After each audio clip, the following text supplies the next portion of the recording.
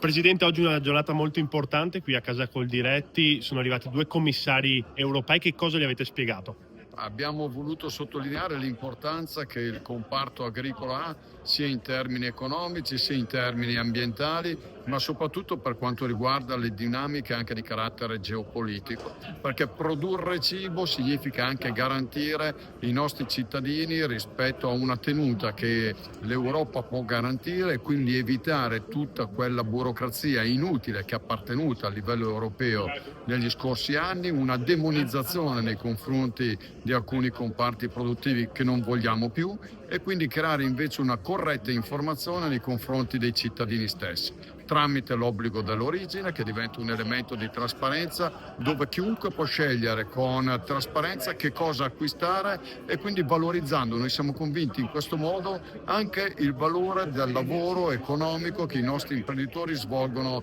nel loro quotidiano. Nello stesso tempo evitare invece tutte quelle forme di etichettature di carattere allarmistico, penso al Nutri-Score, penso a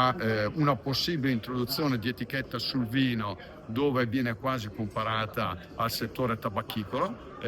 Oggi il commissario alla salute questo ha voluto sottolineare che non entrerà mai in vigore fino a quando lui sarà commissario e non vale ovviamente solo per il vino ma vale anche per quanto riguarda altre tipologie di prodotto e quindi lo salutiamo sicuramente con grande favore, con grande positività. Continuiamo a lavorare, ripeto, nell'interesse delle nostre imprese. Ecco, oggi il governatore del Veneto Luca Zaia ha detto che i dazi possono causare l'aumento dell'Italian sounding. Qual è la battaglia di Coldiretti in merito? Assolutamente ragione Luca Zaia, l'aveva già sottolineato anche il Presidente della Repubblica, un innalzamento del costo sul nostro prodotto distribuito all'interno del mercato statunitense e ricordiamo che il mercato statunitense è quello che più di altri